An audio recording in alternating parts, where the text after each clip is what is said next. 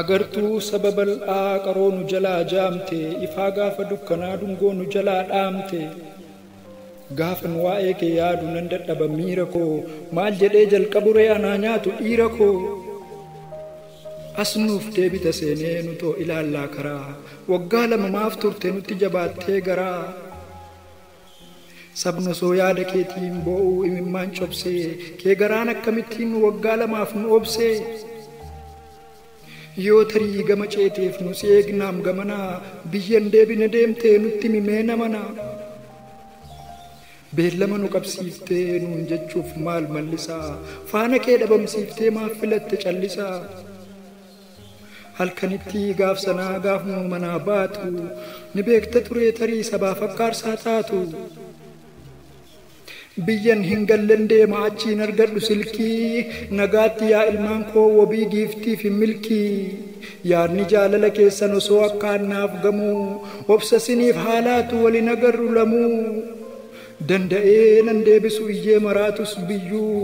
yaa haadha ilmaan kootii egaa nagaatti kiyyuu jettee geggeessiteetta ilmaan keef haadha manaa halkanitti gaafasii yoo manaa baatu sana harmee fi abbaa kan kee hundeessaa fi guddattu nagaatti dhaammatteetta maatii kan kee hundattu moo jarris akka tasaa of biraa si dhabanii gadda bara baraatiin naasuun onnee cabanii umurii siif kadhataa du'a kan kee dhageessee akkam taatiree yoona garaan harmee si deessee naguma biraa baate isheen odeessee ciiftii akkam haa ta'u garaan haadha wabii fi giiftii ilmaan kan kee kichuu dhungattee haammattee gaarii tureeyyuum hacee osoo nagaa dhaammattee garuu ati nutti himteetta yoos nutus hin hubanne erga of biraa si dhabnee nuuf galee guggubanne bishaan baaroo dhiqdhiqaa gaafa guutuun beekanii lubbuun dhiiraa biliqaa gaafa duutuun beekanii akkuma jettee turte duraan tilmaamtee ati akka tasaa lubbuu kee saba keef baafte gatii dukkana da'eeffatee harki dabaa fi cubbuu gara jabina hamaa si galaafatte lubbuu atoo ummata keetiif gaaraa fi goda buuta badii tokko maleessaa hacee akkamiin duuta har'allee abjuun seeyaa anoo du'a keen shakkaa jirtuu nuun hin jettuuree hacee dhuftee gaaf takka burqaa keetu mirgisaa bara baraan hin bu'u hacee duuta hin jedhu eeyyee gootni hin du'u gootni lammiif dhalate saba isaaf lubbuu laata maqaatu biyyee oli bara baraan jiraata atis goota hordoftee xurree goototaa dhaalte saba keef wareegamtee jiraadu irra caalte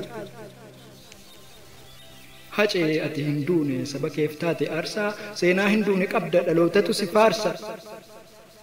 gootummaan oromummaa osoo qabaate bifa suma akka fakkaatu hunda keenyaafuu ifa